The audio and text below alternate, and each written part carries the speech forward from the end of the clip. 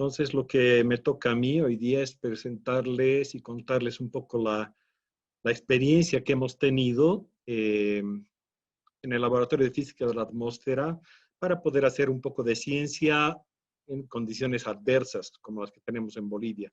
Es interesante. Perfecto, ¿no? Entonces, bueno, dentro del Laboratorio de Física de la Atmósfera, eh, nos interesa en particular, básicamente, las interacciones de los elementos que están en la atmósfera, básicamente ver las relaciones y los efectos que tienen los elementos de la atmósfera, como la radiación, los gases que están presentes dentro de la atmósfera y los aerosoles, con la salud, con el clima local, regional y global, con los animales, las plantas, también los materiales y en general con la sociedad. Efectos de diferente tipo, ¿no? Efectos con el agro, por ejemplo, que estaban hablando hace un momento, ¿no?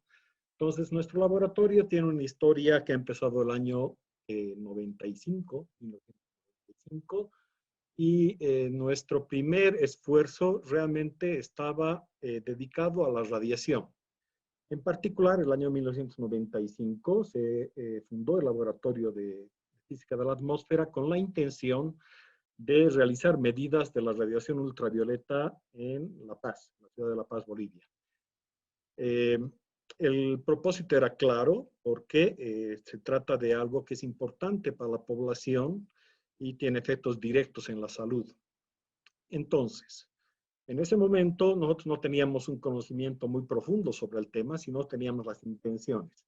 Sabíamos que existía el problema y había que empezar a entenderlo, empezar a monitorear las cantidades de radiación que llegaban sobre la ciudad y eventualmente empezar una campaña de concientización. Un poco sería ese el inicio, digamos, histórico, ¿no? Para empezar, tuvimos un pequeño proyecto de Naciones Unidas que nos dio el salto inicial. Y cuando estábamos ejecutando ese primer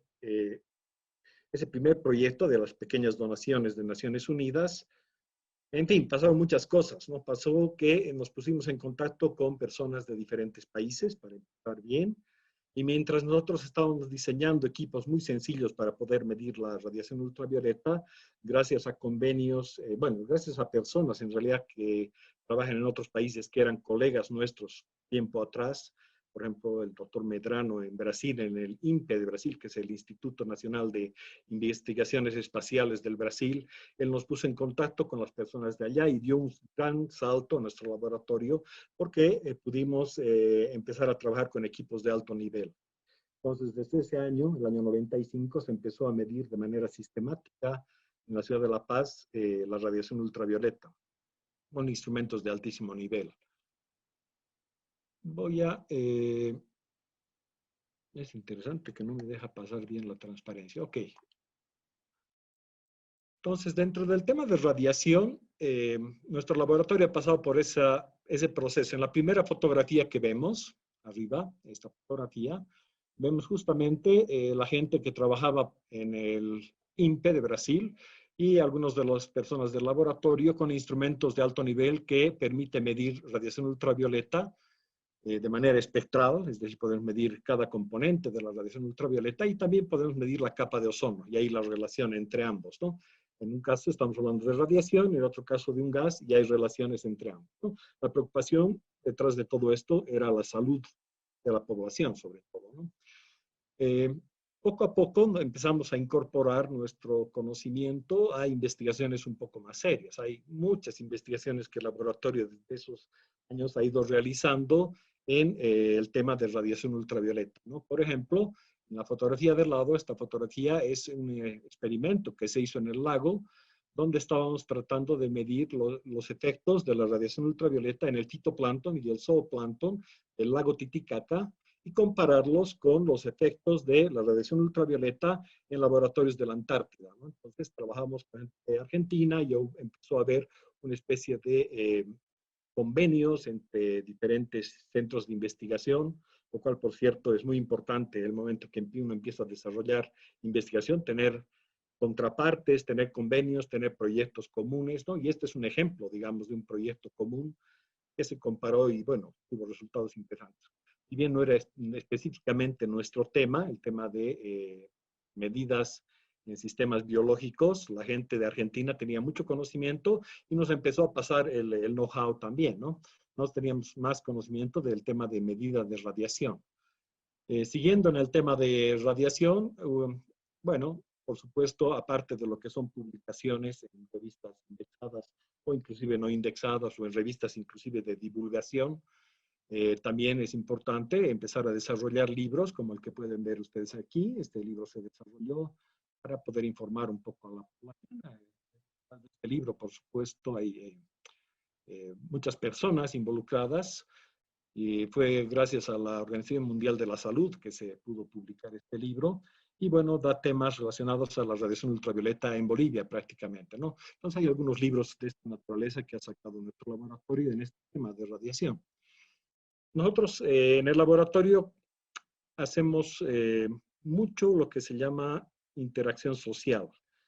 Intentamos, de alguna manera, intentamos volcar nuestras investigaciones a la sociedad e intentar tener el impacto de alguna manera. No es fácil porque cuesta mucho tiempo, cuesta mucha dedicación, hasta cuesta mucho dinero hacer la interacción social, ¿no? En la fotografía, por ejemplo, que ustedes ven acá, este es parte de uno de los proyectos en el altiplano boliviano, donde íbamos a varias comunidades y básicamente educábamos un poco a los profesores y a los niños sobre la temática de la radiación y bueno, de paso había estas gorritas que les entregábamos y era toda una fiesta, ¿no? Entonces aprovechábamos un poco la coyuntura de intentar atacar el problema, la radiación ultravioleta a los niños, que es un grupo de riesgo, e intentar que el día de mañana esto sea un efecto multiplicador de nuestras investigaciones, ¿no? Por un lado, medir, por otro lado, intentar explicar el problema a la población para que puedan protegerse, ¿no? Entonces, grupos como los niños, grupos como son los policías o la gente, los gremialistas que trabajan en la calle, son grupos donde nosotros enfocamos mucho nuestra atención. Y hay muchos proyectos. Este proyecto en particular, que era un proyecto financiado por un organismo estadounidense inicialmente, el grupo era PAGEF, se llama el organismo, después tuvo repercusión en otras comunidades e inclusive hubo financiamientos inclusive de Microsoft. Fue un proyecto muy exitoso, muy lindo, sobre todo trabajar con los niños es muy grato, ¿no? Y bueno, continuando con algunas de las actividades de radiación o relacionadas a la radiación, estoy hablando de radiación ultravioleta. También hemos trabajado en otros temas de radiación, por ejemplo, radiación infrarroja o inclusive algo de radiación visible, pero enfocándonos más en el tema de radiación ultravioleta, ha habido trabajos de intercambio entre países. Esto ha sido un proyecto muy interesante a través de la Organización Mundial de la Salud, donde el proyecto se llamaba TCC, que era un proyecto de intercambio de conocimientos, ¿no? Por ejemplo, en la fotografía que vemos acá, gente de nuestro laboratorio estaba en Paraguay transmitiendo nuestra experiencia en lo que es la campaña de radiación ultravioleta, ¿no? Que implica muchas cosas, implica publicaciones en prensa, implica ¿no? hacer cuñas radiales, hacer videos, hacer seminarios, muchísimas cosas, ¿no? Entonces, toda esa experiencia la llevamos al Paraguay y ellos nos daban otra experiencia. Por ejemplo, un bonito tema, y aprovechando que está el doctor Amaro aquí, fue cuando tuvimos esta cooperación con Ecuador, donde nosotros llevamos la campaña de radiación ultravioleta al Ecuador y en Ecuador nos devolvieron con lo que son sus bases de datos de el tema de cáncer en Ecuador, que era impresionante cómo manejaban el cáncer, o sea, las bases de datos de cáncer y el cruce de información de bases de datos con lo que ocurre en las costumbres de la gente. Fue una cosa muy, muy interesante, ¿no? Volviendo al tema de investigación, porque es la línea central de esta exposición, dentro de radiación ultravioleta, por ejemplo, se han hecho investigaciones del efecto de la radiación ultravioleta con la altura, por ejemplo. Nosotros sabemos que la radiación ultravioleta se incrementa 7% cada kilómetro que uno sube. Hemos hecho un experimento desde Chacaltaya, que está a 5.200 metros más o menos, el monte de Chacaltaya, hasta Arica, y hemos ido midiendo en diferentes alturas para poder encontrar este factor de incremento, ¿no? O de decremento, como se quiera ver, de la radiación ultravioleta eh, activa para la piel, que es la radiación ultravioleta B, se llama, ¿no? Entonces, otro experimento muy bonito relacionado a la radiación ultravioleta fue realizado en el Salar de Uyuni, por ejemplo, para ver lo que es el reflejo y ver el efecto del reflejo de la radiación ultravioleta en el salar, ¿no? Esto se llama el albedo. Ver si era tan fuerte como el mismo en la nieve, por ejemplo, ¿no? Los resultados dependían de la época, es mucho menor que la nieve, pero oscilaban, no sé, entre un 40% a 70%, ¿no? Entonces es interesante, igual desde el punto de vista de salud. Y bueno, hay otros experimentos, aparte del monitoreo que es sistemático, otros experimentos más relacionados a materiales, por ejemplo, o plantas como la quinoa. Hemos hecho algún experimento con la quinoa y ver el efecto en la morfología de la quinoa. Un experimento muy piloto, muy, después no consiguieron financiamiento para continuarlo. En fin, uno de los problemas naturalmente es el financiamiento, ¿no? Cada investigación, para que sea un poco seria, cuesta mucho dinero y bueno, tiene que tener financiamiento de algún lado. Entonces, algunos preproyectos mueren por falta de financiamiento y como que damos un poco más de peso a aquellos que logran tener un financiamiento, ¿no? Que viene de la mano por el interés de los financiadores, ¿no? Entonces, es interesante. Entonces, bueno, saltemos un poco a otro de los temas, hablando un poco de gases, por ejemplo. Nuestro laboratorio, al principio, claro, estamos midiendo radiación y ozono como un gas, digamos, y las relaciones entre radiación ultravioleta y ozono, pero después de algunos años, donde ya teníamos bastante tranquilidad y bastante precisión al medir radiación ultravioleta, vimos la posibilidad de incursionar en otros temas, ¿no? Entonces, incursionamos en medidas de gases de efecto invernadero inicialmente, ¿no? Entonces empezamos a medir con los equipos bastante precarios. Bueno, eran interesantes, pero la metodología era precaria. Empezamos a medir, por ejemplo, dióxido de carbono o ozono, en fin. Y poco a poco empezamos a trabajar también en el tema de gases, ¿no?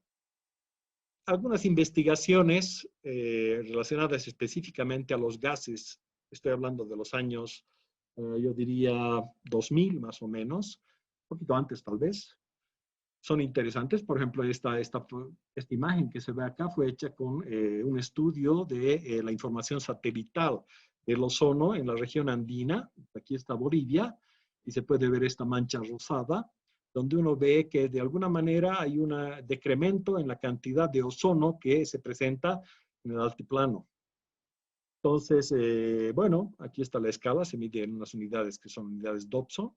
Entonces fue interesante y fue toda una discusión, porque si uno ve un poco al lado, parecería que es un poco dependiente de la latitud, ¿no? Pero había esta anomalía. Esta anomalía causó un poco de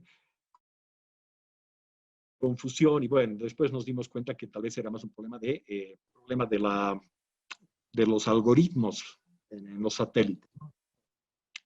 Actualmente realizamos monitoreo de gases, ¿no? De distintos gases, muchos gases, dióxido de carbono, monóxido de carbono, metano, ozono y otros gases con altísima precisión, con instrumentos de altísima precisión, sobre todo en el monte de Chacaltaya, que se ha convertido en una estación importante regional, que es una estación de la Organización Meteorológica Mundial, que es se llama Global Atmosphere Watch, donde uno tiene que manejar protocolos muy buenos y muy precisos para mantener el estándar internacional de las medidas de gases, por ejemplo, ¿no?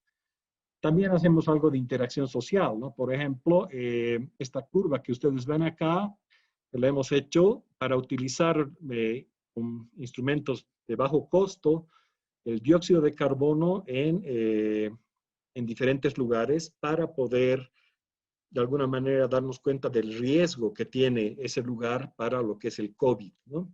Entonces uno puede utilizar el dióxido de carbono, se utiliza en muchos lugares actualmente, como una manera de verificar si hay o no mayor o menor riesgo, ¿no? Entonces aquí ustedes pueden ver, por ejemplo, un estudio hecho dentro de los minibuses, ¿no? El sistema de transporte público en ciudades de La Paz y algunas ciudades de Bolivia, y se ve que dentro del minibús hay picos importantes de dióxido de carbono y, por ejemplo, aquí se ve la línea fuera del sistema de transporte, ¿no? Entonces uno puede darse cuenta que dentro del transporte público puede haber mayor riesgo de contagio, ¿no?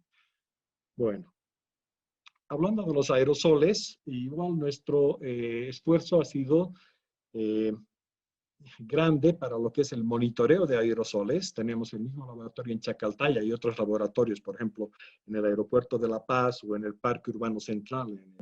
Tenemos monitoreo de diferentes gases, por un lado, y también medidas de aerosoles, partículas en suspensión, que tienen que ver mucho con la salud, lo que respiramos, lo que entra en nuestros pulmones, inclusive puede llegar hasta el sistema sanguíneo. En fin, hay investigaciones al respecto. Entonces, tenemos mucho instrumental para poder medir diferentes tipos de aerosoles con métodos ópticos, métodos químicos, métodos de deposición, en fin, en diferentes lugares, ¿no? Manteniendo nuevamente los estándares muy altos de calibración de esos instrumentos, ¿no? Esta imagen de abajo muestra, por ejemplo, uno de los trabajos de investigación donde estamos explorando con detección remota la estructura de las nubes, ¿no? Por ejemplo, se puede ver que aquí hay una nube aproximadamente a unos 10 kilómetros, algo así, y uno puede ver la estructura de las nubes disparando luz láser con un sistema de radar, ¿no? Entonces, ese sistema se llama un LIDAR, que es una parte importante de instrumentos de nuestros laboratorios, ¿no? Aquí, por ejemplo, se ve también una fotografía en la fiesta de San Juan, que es una fiesta en Bolivia, donde se ve la quema de material. Y material puede ser desde material orgánico hasta material no orgánico, que genera una contaminación importante en la ciudad, ¿no? Entonces, nosotros medimos, monitoreamos eso en conjunto con la alcaldía, por ejemplo, de las ciudades y vemos qué es lo que está pasando. Aquí, de hecho, está disparándose un láser sobre la ciudad de La Paz.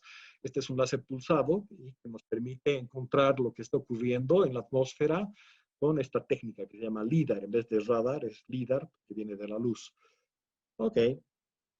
Eh, hay muchas investigaciones que están ocurriendo simultáneamente en los diferentes laboratorios que tenemos, desde Chacaltaya hasta, bueno, hasta los barrios de la zona sur de la ciudad de La Paz. Tenemos desarrollo de tecnología para poder hacer estas cosas. Hemos desarrollado tecnología, por ejemplo, el instrumento que ustedes están viendo acá ha sido desarrollado en gran parte en colaboración con gente de la NASA, por ejemplo, y gente de la Agencia Espacial Europea. Eh, Se ha desarrollado el radar óptico, con el cual hemos encontrado imágenes como las que podemos ver acá. Entonces es un LIDAR, es un radar óptico que ha sido desarrollado en La Paz. Abajo, por ejemplo, vemos el desarrollo de un instrumento para medir la calidad de las gafas solares, para ver cuánto realmente detienen o bloquean la radiación ultravioleta, porque hay toda una problemática importante, que si las gafas no son buenas, el daño puede ser muy severo a los ojos, ¿no? Una gafa de sol no es buena. O instrumentos como vemos acá en este monitor de radiación ultravioleta, que básicamente muestra en una escala de colores el índice de radiación ultravioleta. Este está instalado, por ejemplo, en el campus de nuestra universidad, en La Paz. También tenemos instrumentos como estos en Uyuni, que ha sido construido para un evento del Dakar hace unos años atrás.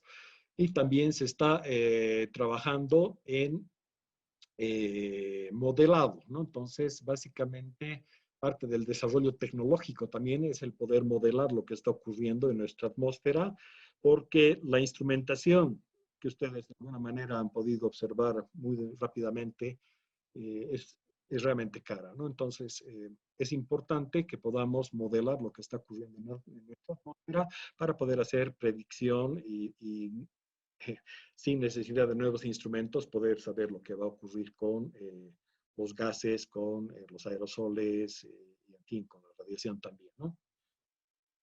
Bueno, todo esto requiere de alianzas y de convenios importantes, ¿no? Entonces, hay muchos centros de investigación, he puesto aquí tal vez los más relevantes para nuestro trabajo, sobre todo en Chacaltaya, que son partícipes de lo que estamos haciendo, ¿no? Entonces, las recomendaciones son, sepan qué quieren investigar, trabajen paso a paso, uno tarda años, ya van otros, no sé, como 30 años trabajando en esto, hagan uniones, hagan convenios, hagan alianzas con gente que conoce sobre el tema e investiguen para ayudar a la población. En principio, eso es muy bueno. Y bueno, esa es mi contribución. Gracias.